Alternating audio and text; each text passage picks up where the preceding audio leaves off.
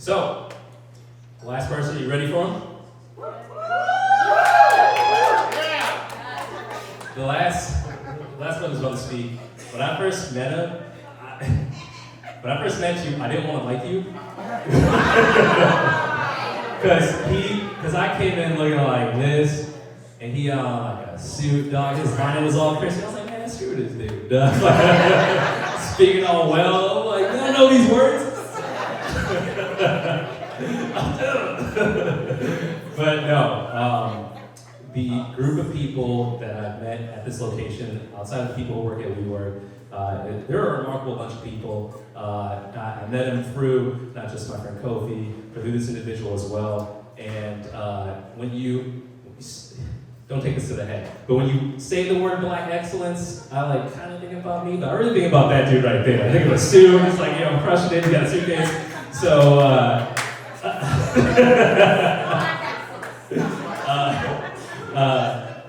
he's on a lot of big things. I genuinely enjoy his company, his thoughts, and just his insight on things. So give it up for our final speaker, Shegun.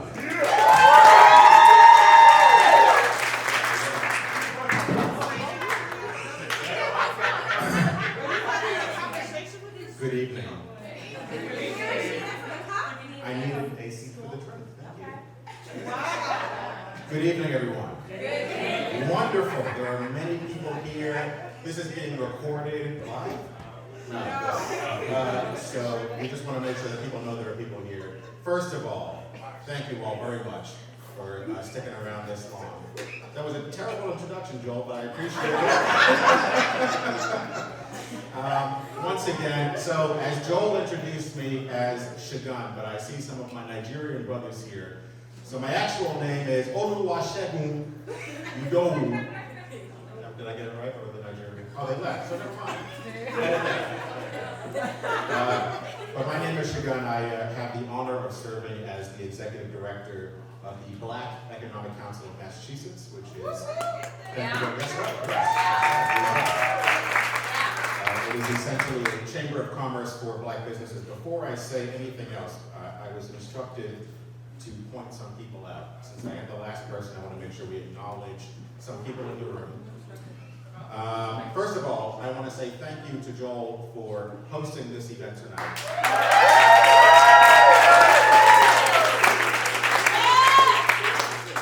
When I met you, I didn't want to like you either. But I do. But I love him.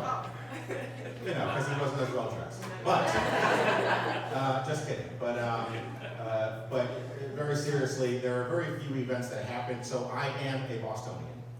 I grew up here, born here, and so there are very few events that occur that celebrate Blackness. And so thank you very much for allowing 5 and now 6 young Black professionals to come up here and talk about their lives, and talk about the work that they are doing. You said what? It doesn't matter, but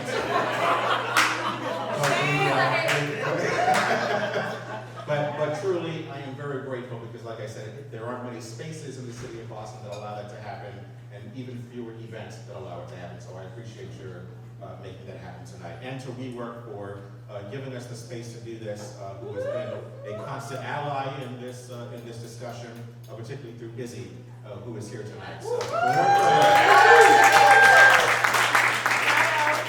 I also have to give a shout out to the Greenwood Collective. Oh yeah! And I am going to name names, but for those of you who don't know, some people said the Greenwood Collective, some said Black Wall Street. Many of you may know the term Black Wall Street way more than the Greenwood Collective. Black Wall Street, for those who don't know, is a term where we refer to Tulsa, Oklahoma. It was a strip of land where there were thriving Black businesses that were due to a race riot for ridiculous reasons. Racism is always ridiculous. But because of that, they were destroyed by, literally it was divided by train tracks from a white community who were much poorer, and because of a false allegation of rape, was destroyed by these poor white citizens of this country we call America. And so we often, as the Black community, refer to Black Wall Street as the epitome of Black excellence and Black people working together to have thriving communities. So we chose the term the Greenwood Collective because Greenwood is the street that Black Wall Street was on. So those of us who are in the room, some of them were represented tonight. Joel, of course, is a member of the Greenwood Collective. Kareem Reynolds, Langston White, Shauna Bryant, Nia Evans, Denisha McDonald, Karima, I'm trying to make sure I didn't, Kofi Calendar, I wrote it down so I didn't forget to. So, AK, is AK here? Is he still here? He was here, that Nigerian left. And Lena, who also presented, is a member of the Greenwood Collective. And Fenna, of course, I was singing the best what I'll say is this, that the Greenwood Collective, for those of you who happen to be Black, we meet here every Thursday between 9 and 10:30. It is a space that allows those of us who are, and I'm saying Black, I'm not saying African American, because Black is all encompassing of the diaspora, and because there are several Haitian speakers tonight who may not, who may identify as African American, those who may not have been born originally in this country, but at the end of the day, when a police officer pulls you over, they do not ask you where you were from. You are Black. And so, or when you're denied a loan, which we'll get to, which is why that may exist, but we'll get to that. Anyway, 9 or 10:30, we're here at 31 St. James. Again, we appreciate WeWork for making this space available again through Izzy, to making it serious. I also have to shout out Alva Byron, my sister cousin friend who's here in the back who came out. I did not expect to see you here, so thank you for being here. Okay, so I have about 3 minutes left. Which is how I wanted to do it because I didn't know what I was going to say. By the way, this talk is sponsored by the Brown Water through that channel today. Thank you, WeWork, for providing free water that is apparently brown. I will, because I was told I had 30 minutes and that this would be boiled down. I did 8 minutes, but apparently it's different. So I have now 2 minutes to say a little bit about what I do. So those who came before me spoke about the 9 to 5 that they have and the fact that they are starting something new, that they are fulfilling their passion. The job I have, though, I will use the word privileged here because my 9 to 5 is also my 5 to 9, my midnight to midnight, the work that I do. But before I get to that, I'll say this. What informs the work I do, why I chose it, in 2012, my grandfather, Earl Lawson, was, I believe every person in this room has a God-like figure in their life, whether they are still with us or they are passed on. My grandfather was that God-like figure. He was a pastor in Malden of Emmanuel Baptist Church. He was who I wanted to be and to be like. And in 2012, I was about to drive down to my final semester at Morehouse College in Atlanta, which is way warmer and less windy than it is today. I drove down to Hartford, Connecticut, where he was living before I hit the road to Atlanta, and we were watching something on TV, I don't remember. We had a legitimate president at that time, and we were watching something related to that. And he dispelled some wisdom that has guided just about every move and decision I've made since then. He told me not to confuse motion with progress. Because if I were to push his rocking chair in the living room, it would move, but it wouldn't make any progress. And so as someone who grew up in the city of Boston, which is one of the most segregated cities in the country, as was noted earlier by Langston, has a wealth disparity, racial wealth disparity gap where Black Bostonians, particularly African American Bostonians, have $8 in median net worth, where Caribbean Americans have $13 and Latino Americans $15 in net worth. All of this has guided all of the decisions I've made. And so when I came back to Boston after college for some random and ridiculous reason, I decided that I had to not only do something, but something that mattered. And so I won't go through my whole history of life, but what I will say is the work that I do now with BPCAT is that fulfilling product that you have heard all of the previous speakers talk about, and why it's my midnight to midnight, and why I will never complain about the work that I have to do, because it is fulfilling not only to me, but to Black residents of the Commonwealth throughout the country. So, throughout the Commonwealth. And so, BPCAT, the Black Economic Council of Massachusetts, was founded in 2015. Its mission is to advance the economic well-being of Black businesses, of organizations that support Black people, and Black residents of the city, of the Commonwealth of Massachusetts. And the reason why we are specific about focusing on Black residents is because we know that it is Black businesses who locate themselves in Black communities.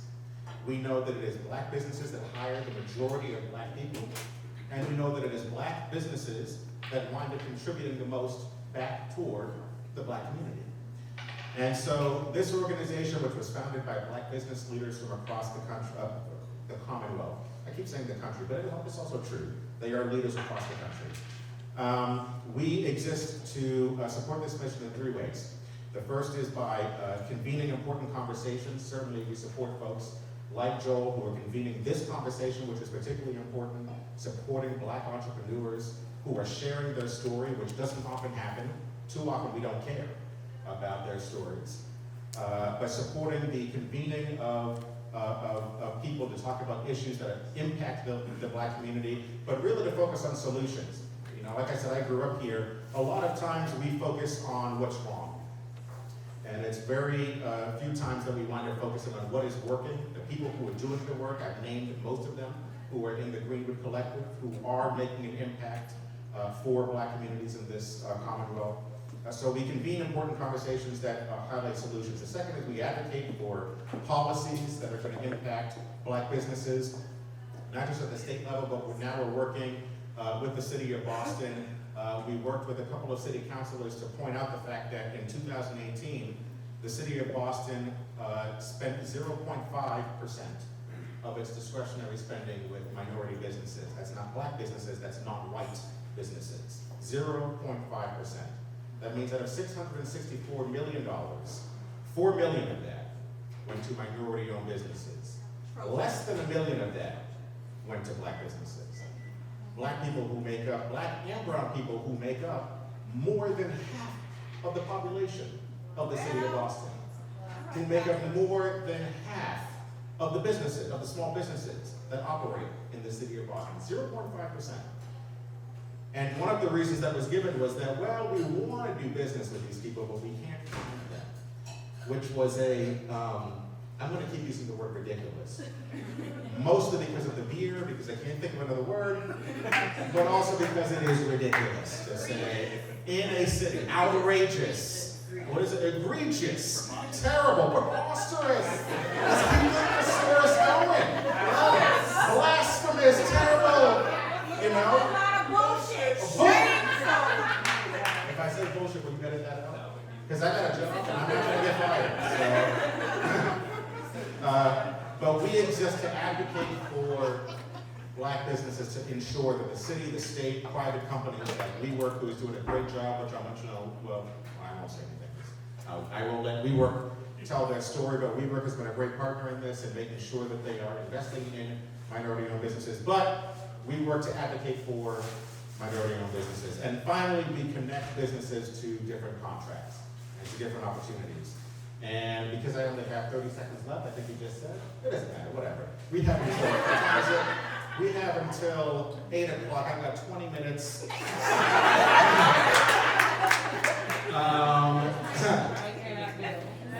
Like I said, we connect our businesses. One of the ways, so what I'm proud of is that in a couple of weeks we'll have our annual meeting, and you're going to get a little bit of a preview. We have, so I took over BPCAT in November, and we have doubled our membership. We have over 250 members. We have earned our members over $1 million worth in contracts. We are expanding now beyond Boston. We're Boston-based, and now we're going to be expanding across the state, making sure we're actually living up to being the Black Economic Council of Massachusetts. And so, but all that said, we have, there's a weekend coming up, November 1st and 2nd. It's called Independence Weekend. Many of the people I named earlier today are our partners. There are some others who may not be in the Green Root Collective who are our partners on this as well. It's called the Mass Black Expo. And if you want to look it up, it's massblackexpo.com. The purpose of this, or one of the purposes of this event, this weekend-long event, this annual weekend-long event, is to highlight black businesses and to foster a sense of entrepreneurship amongst the black community. But it is in response to this idea that the city of Boston and others cannot find black businesses, which is so weird because there are so many black businesses represented here tonight. So I wish John Barros and Mayor Walsh and many others on that team were here tonight to see that there are black businesses, black and brown businesses who are represented not only here, but throughout the city of Boston, throughout the Commonwealth of Massachusetts, with Ivy Lawson, who's here, with Ivy's, I mean, she's doing a phenomenal job with a shop in the North End, one of the first of its kind, one of the first black-owned businesses, if not the first black-owned business in the North End, which is considered to be the Italian area of this city. She ought to be highlighted across the city for her accomplishment and what she's done for people in this city. So, and she's not a member, so I'm not saying that because she's a member. You know, she's awesome in her own right. But what I'll say is this: so we're having this expo to ensure that we're not only highlighting these businesses, but that we're connecting them to contracts. So the city of Boston will be there, Framingham, Somerville, Cambridge. Many private companies will be there to make sure that they are increasing their spend with minority businesses, particularly black-owned businesses. So I will say this, because the Sandman is about to come on, and that's a reference to Apollo in New York, for those of you who don't know. So we're doing this Black Business Expo November 1st and 2nd, massblackexpo.com. You can also find us on Twitter and Facebook at Mass Black Expo. I guess the keynotes, or the highlights are that Friday, November 1st, our keynote speaker is Donna Brazil. And because this is not being recorded live, so I can say this because it's not going to go out before the expo, I've been reassured, is that Ayanna Presley will be keynoted November 2nd, and there is another special guest potentially that will be there who is from Atlanta, Georgia, who will be joining us potentially, who ran for governor, who might be there, we'll see. We don't know. Okay, stop, I'll stop, okay. We don't know. Okay, I don't want to sell dreams.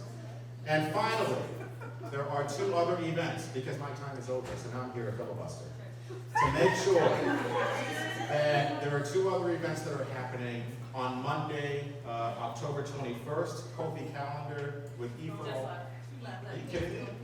Okay, well, I'm not wasting my time. No, I'm kidding. Kofi, he has flyers, Kofi Calendars with E4All Roxbury.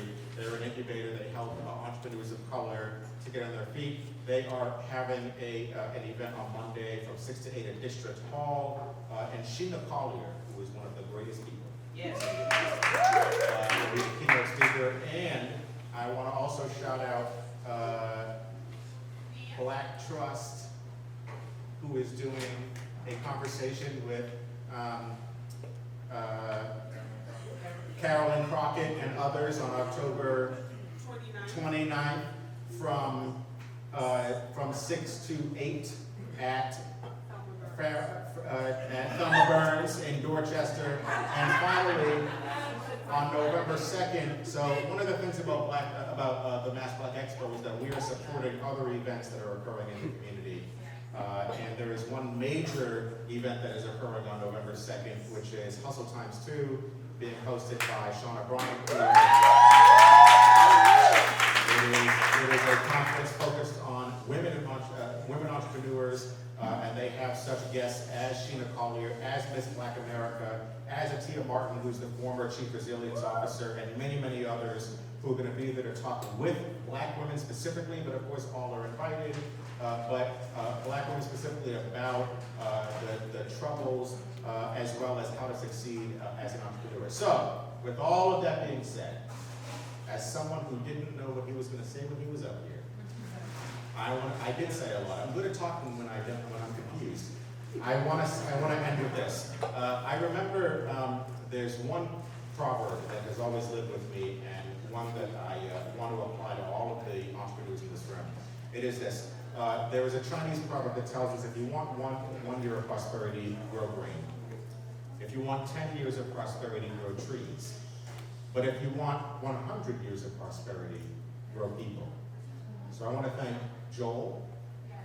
I want to thank Langston. Yes. I want to thank Kareem, Shauna, Nia, Eric, Lena, Fenna, Karima, Ivy, Alpha, Peter, Denisha,